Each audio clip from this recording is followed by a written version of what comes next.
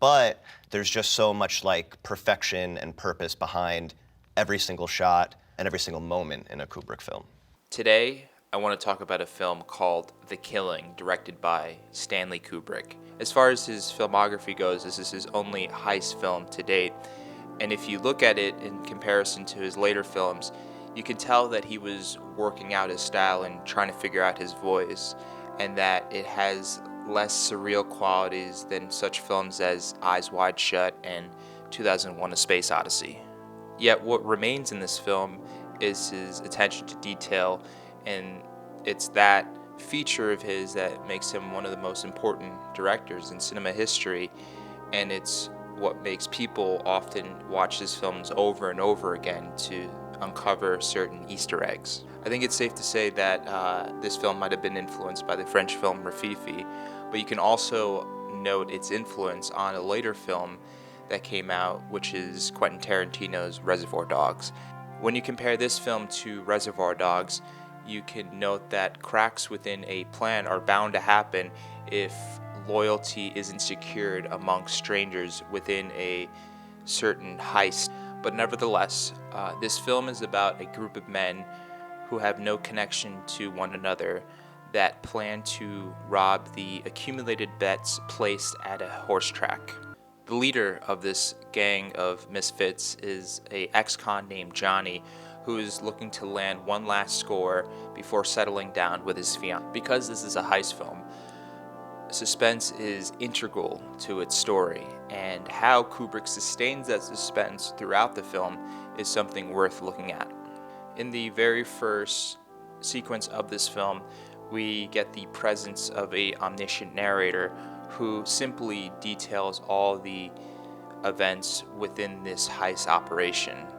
And he doesn't necessarily do it in a linear way. Instead, he either peels back time or jumps further into time. So we're never sure really what time of day we are in within these scenes.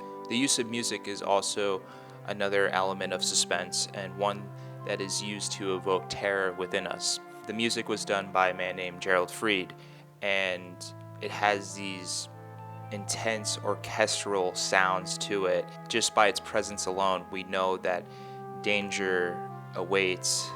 This operation that these men are trying to complete is either going to be a success or an utter failure. Kubrick decides to linger on a shot of we're just seeing this act play out in such a way that time feels like it's dragging on.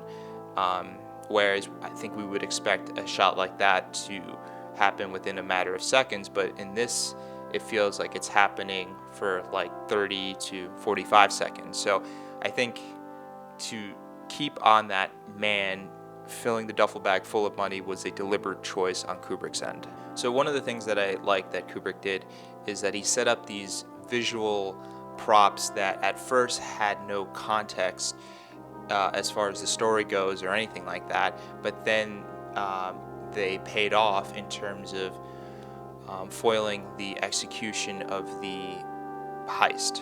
So one of these props that we see is a horseshoe, which typically has a symbol of being lucky, and it is given to one of the members of the operation, Nicky, who is tasked with shooting one of the horses at the racetrack. It's tossed aside by the parking attendant right behind Nicky's car, and as Nicky is inevitably caught by the nearby cops and tries to peel away from the parking lot, lo and behold, he runs over the horseshoe, and then we get a nice close-up shot of the horseshoe piercing the tire of his car. Another instance where we see an item become introduced to us, and we don't know at first its relevance until it becomes the foil for the heist, is when Johnny's trying to make his escape at the airport, and a woman holding a barking poodle. In the beginning, of course, they have to set up all the tenets of the operation. They have to introduce you to who these characters are within this operation and why they want to forego or risk their lives in pulling this off. And a lot of it you learn is out of desperation. You have to ask yourself what this heist means to every one of them.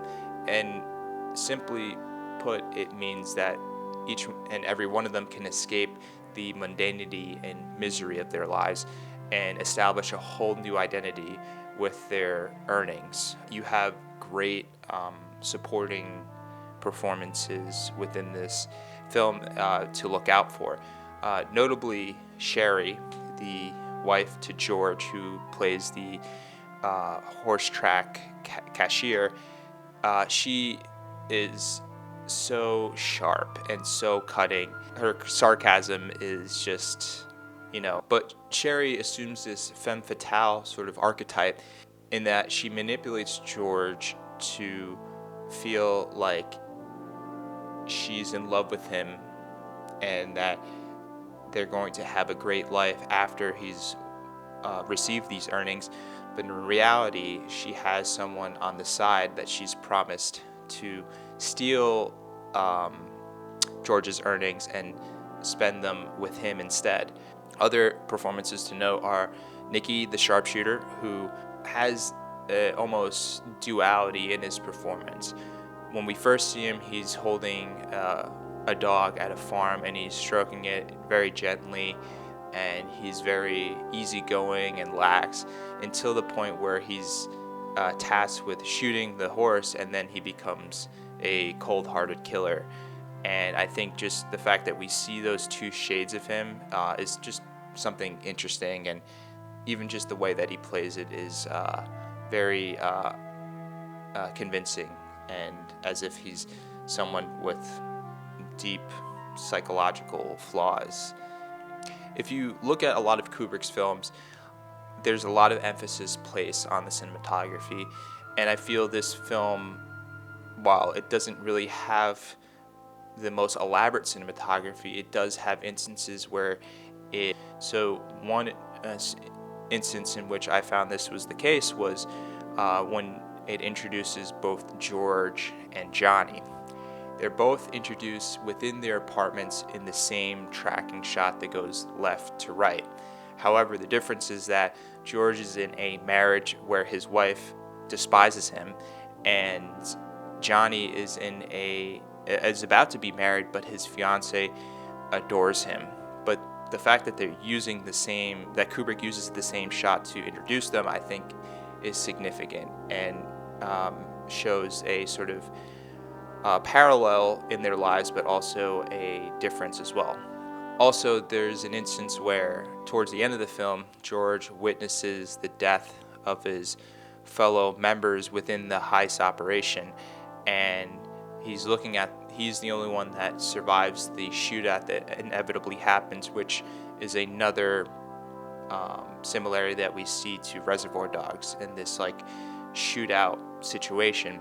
But George is witnessing the dead bodies on the ground, and he's towering over them, and at this point all the cinematography within the film has mainly been on a tripod or moving on a dolly, but in this case it has a very handheld feel to it, which I think Kubrick chose to use in this moment to make us feel disoriented and feel the weight of that moment and how everything they had planned for just went to utter. I think another thing to look out for is how Kubrick allows the actors to move within the space and to move in and out of different lighting cues, and with this it had a almost theatrical quality to it. I feel like when I see a scene have both a wide shot, medium shot, close-up without sort of cutting, but you're allowing the choreography of this scene to dictate the shot structure, a sort of dance, and one that for me visually becomes more interesting.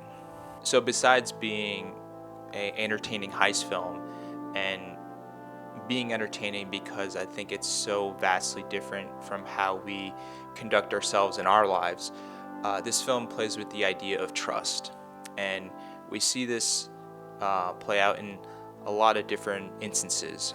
The first, I feel, being that George trusts Sherry with the details of this plan. As much as he was reluctant to at first, he feels that, he can trust her with this secret of his, but it ends up biting him and everybody else involved in the ass later in the film. We also see this idea of trust play out in the life of the police officer. As we are told, the police officer is in huge debt to a lender, but in their conversation, the lender trusts the police officer will pay back his debt at a certain point, but sadly that isn't the case, as he is shot later in the film.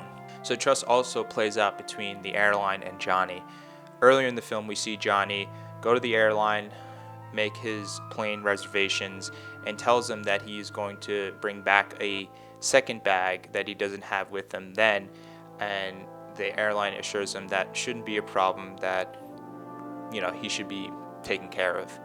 Lo and behold, when he has the racetrack earnings in a oversized luggage and tries to bring it on board with him, he's met with resistance. So all that trust that he put into the airline ends up falling flat. So what does the title of this film refer to? You could see it as the fate of everyone that was involved in the heist. You could also go the other way and see it as the dignity of these men that were involved in the heist, and how it died once they agreed to do something that they knew in their heart of hearts that was wrong, but still decided to do it anyway. All right, well, that about wraps it up for me. So I hope you enjoyed watching this review. And the film itself doesn't drag on too much. The runtime is about an hour and a half. So as far as a watch goes, I think it's very much doable. So thank you for watching this again, and I'll see you next time. Later.